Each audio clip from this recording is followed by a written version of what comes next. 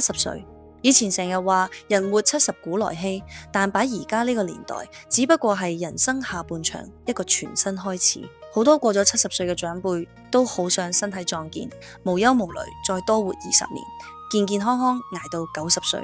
其實想長壽唔使靠貴價補品咩靈丹妙藥，全靠日常4個簡單習慣。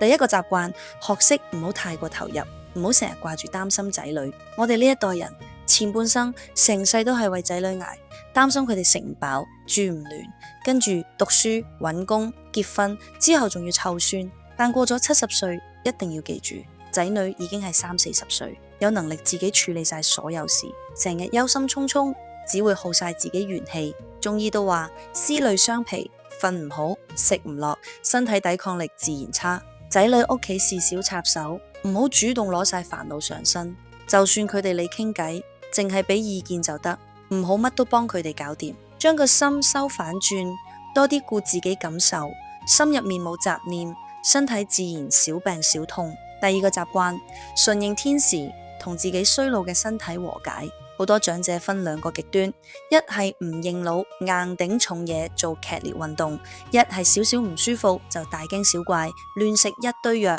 2種心態都好傷身。人到70，身體機能衰退係自然規律，唔使抗拒。運動揀下散步、打太極、簡單拉筋，微微出汗就夠。食嘢多啲溫軟、容易消化嘅五穀同蔬菜，食到7-8分飽就停。好似血壓高、關節痛呢啲長者常見慢性病，唔使強求斷尾，定時復診食藥，保持心情平穩，學識同小毛病共存，唔好成日轉牛角尖，掛住自己邊度唔舒服。平常心養生先至係長壽竅門。第3個習慣，實守自己嘅積蓄，到屬於自己嘅精神寄託。千祈唔好早早就將存款、物業全部過名俾仔女，退休金亦都唔好無底線貼補佢哋屋企。手入面有錢，先係晚年最大底氣。病咗想周圍去旅行，需要請護工，都唔使看人面色做人。除咗錢財自主，精神生活更加要豐富，培養一啲屬於自己嘅興趣，種花、寫字、睇書、聽老歌都得。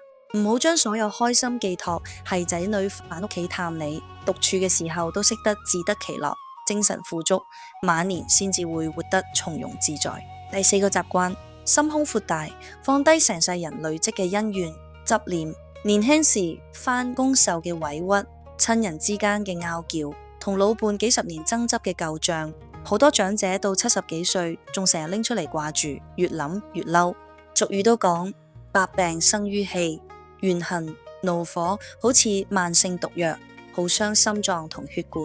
過咗70，剩低嘅日子好珍貴，唔好浪費時間糾結從前。如果做唔到原諒，就選擇忘記。遇到唔順心嘅事，心入面念句算啦，唔同人糾纏鬥氣，清空心入面所有負面情緒，心胸放寬就係最好嘅養生藥。過咗70歲，唔使再為生計四圍奔波，終於可以完完全全做返自己。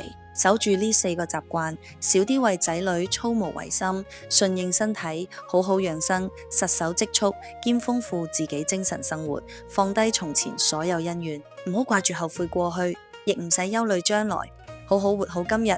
春天賞花，秋天觀月，心入面冇多餘雜事，就可以安安心心再多活20年，好好享受屬於自己嘅黃昏晚年。